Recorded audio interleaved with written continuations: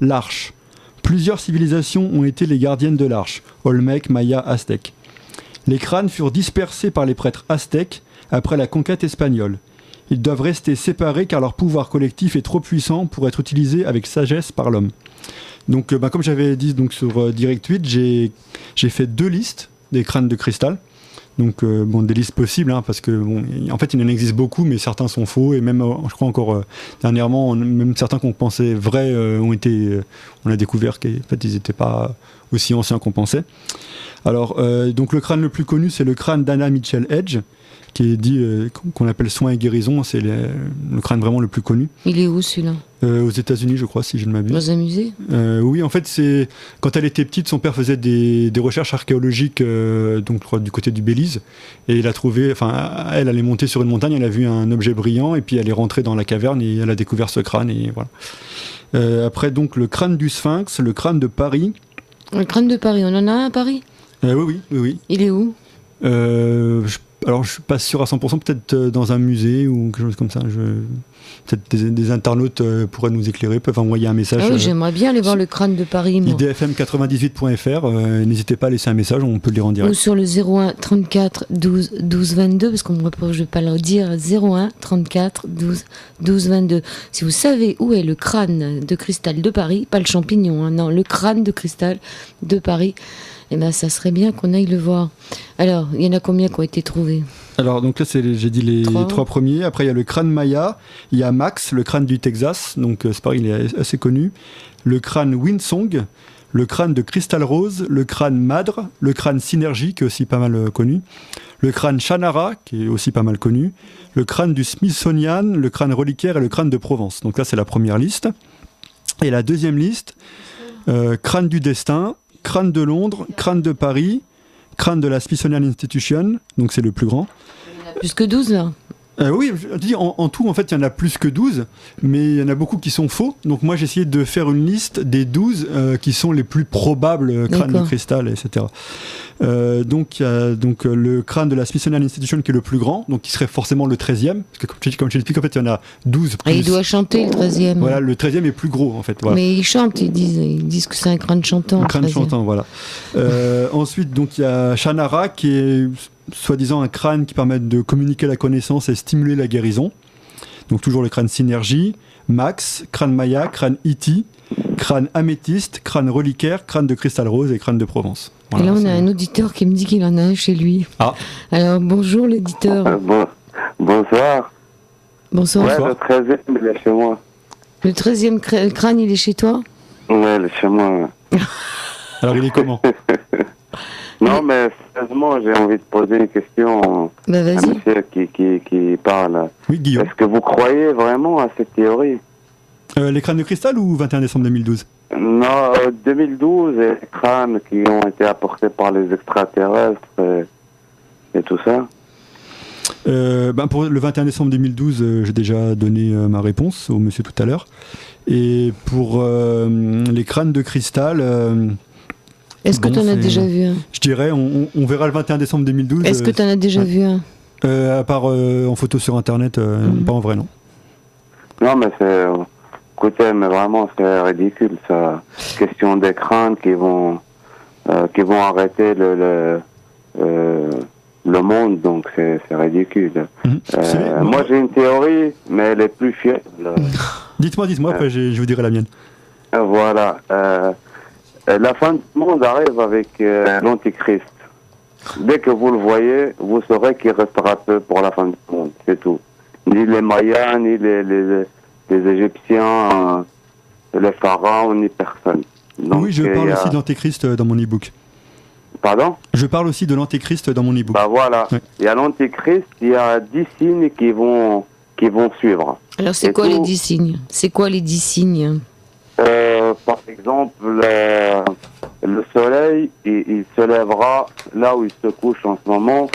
Il y a la fumée qu'on va la voir de la Chine et au Yémen, qui va repousser les gens vers le centre de la Terre. Il y a Gor et Magor, vous savez, les petits bonhommes là, ils sont en train de creuser dans la terre, en dessous. Et donc, il y a ça, il y a l'Antichrist. Ça, c'est les grands signes, quoi. Ils vont s'enchaîner. Et puis, les petits signes, on les voit tous les jours, quoi. Les femmes dénudées, les enfants, la petite fille qui crie sur sa mère, qui lui manque de respect, tout ce qu'on voit de mal, la pédophilie, les meurtres, tout ça, c'est les petits signes. Ça. Et donc, les grands signes, ils vont arriver bientôt, moi. Moi, c'est ma théorie, quoi. C'est comme ça que je vois la fin du monde. Vous savez que dans le Nouveau Testament, le mot antéchrist en fait apparaît 5 fois. Je vais vous lire un peu ce que j'ai marqué sur le sujet. En fait, c'est marqué qui est menteur, sinon celui qui nie que Jésus est le Christ. Celui-là est l'antéchrist qui nie le Père et le Fils. Donc ça, c'est première épître de Jean 2, 22. Ouais. Ensuite, il y a petits enfants, c'est la dernière heure. Et comme vous avez appris qu'un antéchrist vient, il y a maintenant plusieurs antéchrists. Par là, nous connaissons que c'est la dernière heure. Donc ça, c'est épître de Jean 2, 18. Et tout esprit qui ne confesse pas Jésus n'est pas Dieu, c'est celui de l'Antéchrist dont vous avez appris la venue et qui maintenant est déjà dans le monde. Donc ça, c'est épître de Jean 4, 3. Et après... l'Apocalypse, non ? Ouais. Et après, donc, et tout esprit qui diffuse Jésus-Christ n'est point de Dieu, et c'est là l'Antéchrist dont vous avez entendu dire qu'il doit venir, et il est déjà maintenant dans le monde. Donc ça, c'est premier épître de Jean 4, 3. Et enfin le dernier... Car plusieurs séducteurs sont entrés dans le monde, qui ne confessent point que Jésus-Christ est venu en chair. Celui qui est tel, c'est le séducteur et l'antéchrist. Deuxième épître de Jean 1, 7. Voilà. Au fait, l'antéchrist, il existe là, en ce moment même, il est attaché sur une île. Donc il est bien attaché, il n'est pas encore libéré.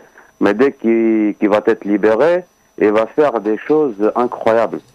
Donc il va regarder dans le ciel, et il va dire à la pluie de elle va tomber tout de suite. D'accord. Il va découper une personne il y a quelqu'un d'autre. En deux. Et donc cette personne-là... Attends, parce que bon, c'est un peu difficile. Il y a Jean-Yves qui veut nous dire où se trouve le crâne de cristal de Paris. Oui, bonjour. Bonjour Jean-Yves. Bonjour. Alors le crâne de cristal de Paris, il a été exposé au musée Quai Branly l'été dernier. D'accord. Il est où maintenant ? Ah, aucune idée. Et tu l'as vu toi ? Oui, tout à fait. Et alors tu peux nous raconter ? Alors, c'est un crâne qui est relativement petit. C'est-à-dire que ça a laissé à peu près 3 fois comme un point, à peu près. C'est pas comme un crâne humain. Ça a la forme d'un crâne humain. Mais c'est plus petit. Plus gros qu'une tête de bébé, en fait ? On dirait, oui, comme une tête de bébé, au niveau volume. Hein. Ouais. Et il était percé... comme s'il avait été traversé par un pieu verticalement. C'est-à-dire qu'il y avait un gros trou comme s'il avait été empalé du sommet du crâne vers la partie inférieure du crâne. D'accord. Et il était exposé dans une petite vitrine. Et pour les gens qui ont une certaine sensibilité, ce crâne, donc, quand on passait à côté... Qui est juste à côté, là, non, c'est pas le jardin des plantes. Hein. D'accord. Non, c'est sous l'université. Et vous avez un musée avec des pierres, j'y suis allée une fois. Ouais. Ok, c'est vraiment super voilà, donc c'est vrai qu'il est allé au musée du Quai Branly, mais pour savoir où il est passé maintenant... Oh, il est resté en exposition pendant 2 mois ou 3 mois. Ouais, mais maintenant, où est-ce qu'il est, hein ? Ce crâne de cristal de Paris. Non, je sais pas. Et pour vous dire que c'était tellement intéressant, c'est qu'il y a même des gens du Québec qui sont venus pour le voir. Ça m'étonne pas, là je vois la photo, là, il était un... Ah, c'est bizarre, il a même les dents, on dirait même qu'il a des dents, enfin bon... Ah, les dents sont taillées, effectivement. Ouais. Bon, alors ce serait bien savoir où on pourrait en voir, pour ceux que ça intéresse. Alors, comme suivant la légende, effectivement, soi-disant le 21 décembre 2012, il faudrait réunir les 12 crânes plus 1, le plus gros, et il devrait nous délivrer un message. Alors moi j'ai fait des petites recherches là-dessus pour voir comment on pourrait... quel message il pourrait délivrer. Ma conclusion est que si effectivement il y a un message qui est délivré, Je pense que c'est tout simplement pour nous dire que il faut arrêter, comme je disais, un peu comme je disais avec le monsieur tout à l'heure, je dirais nos petites engueulades qui servent à rien, et comprendre qu'on est tous sur la même planète, et voilà, qu'il faut comprendre qu'on doit faire ça ensemble et pas chacun dans son coin, et voilà.